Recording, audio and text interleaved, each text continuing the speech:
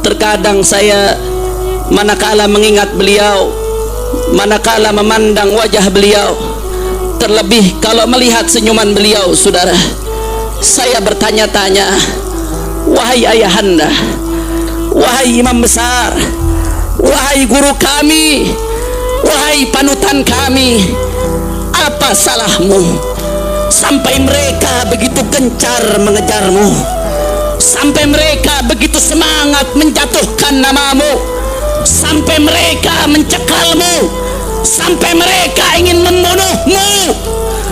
Apakah kau merampok uang rakyat? Apakah kau selundupkan bertonton narkoba? Apakah kau ingin hancurkan negara? Apakah kau ingin rampas kekuasaan? Demi Allah, tidak, saudara. Tapi apa salah beliau, ibadallah? Tidak lain dan tidak bukan, salah beliau hanya satu: beliau terlalu berani dalam menegakkan agama Allah, saudara.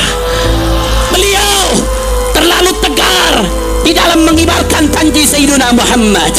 Beliau terlalu berani di dalam mengambil langkah untuk membebaskan NKRI dari penjajahan asing dan asing, walaupun nyawanya, dirinya, semua yang dimiliki harus dihancurkan, saudara. Takbir. Makanya oleh karena itu, demi Allah, saudara, demi Allah, sebagaimana dulu para sahabat Rasulullah tidak pernah mundur satu langkah pun di dalam membela baginda Nabi Muhammad.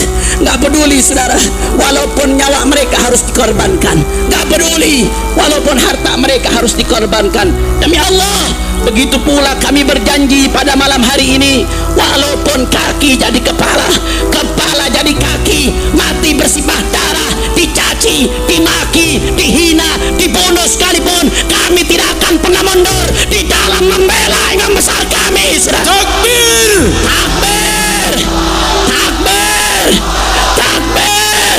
Maka saya mau tanya semua yang ada di sini, siap bersatu, siap rapatkan barisan, siap bela Allah, siap bela Nabi, siap jaga NKRI. Kalau ada yang mau ganggu imam besar kita, siap bela imam besar kita, siap hancur demi imam besar kita. Semua angkat tangannya, semua Allahu Akbar, Allahu Akbar, Allahu Akbar. Wa qul ja'al haqq wa zahaqal batil innal batila kana zahuqa. Shadaqallahul azim. Untuk memahami ayat ini, jangan hanya mengambil penggalan akhir, jangan hanya mengambil innal batila kana zahuqa, sesungguhnya kebatilan itu pasti sirna, sehingga dijadikan alasan oleh sementara orang untuk tidak bangkit berjuang melawan kebatilan. Sudah, bacalah secara utuh. Allah menyatakan waqul ja'al haq wa zahaqal batil, datang yang hak, sirna yang batil. Artinya kelenyapan kebatilan, sirnanya kebatilan, lenyapnya kebatilan, hilangnya kebatilan, diikat, disyaratkan dengan datangnya yang hak, saudara.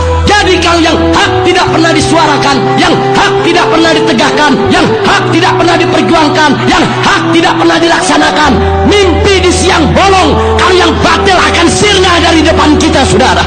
Kalau kita ingin kebatilan sirna, yang hak harus kita suarakan, yang hak harus kita tegakkan, yang hak harus kita laksanakan. Jangan mimpi duduk berpangku tangan di rumah, saudara. Jangan mimpi duduk berpangku tangan nggak mau berjuang, kemudian dia katakan yang batil akan sirna begitu saja. Omong kosong. Tatkala Namrud datang membawa yang batil, Nabi Ibrahim nggak duduk berpangku tangan di rumah. Padahal Nabi Ibrahim sendiri melawan Namrud yang punya kekuatan, saudara. Tatkala Fir'aun membawa kebatilan, Nabi Musa tidak duduk berpangku tangan di rumah. Bahkan sampai Nabi Musa dan pengikutnya dikejar-kejar, mau dibunuh oleh Fir'aun. Begitu juga orang-orang kafir Quraisy. Tatkala datang membawa kebatilan, Nabi kita Sayyiduna Muhammad Sallallahu Alaihi Wasallam tidak hanya duduk di rumah. Oh, ada yang mengatakan, Habib, kami sibuk dengan sholat malam, tidak punya waktu perang melawan kebatilan. Pertanyaan saya, apakah sholat malamnya lebih hebat dari sholat malam Nabi? Habib, kami sibuk dengan puasa setiap hari, sehingga kami tidak punya waktu untuk turun ke jalan perang melawan kebatilan.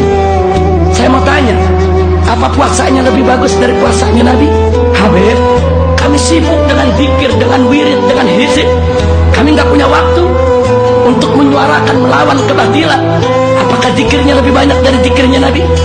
Apakah wiridnya lebih hebat dari wiridnya Nabi? Rasulullah Sallallahu Alaihi Wasallam uswatun hasanah, suri tauladan yang baik di setiap aspek kehidupan. Sholatnya paling bagus, puasanya paling bagus, zikirnya paling bagus, zuhudnya paling bagus, tahajudnya paling bagus, aneka ragam amal ibadahnya paling bagus.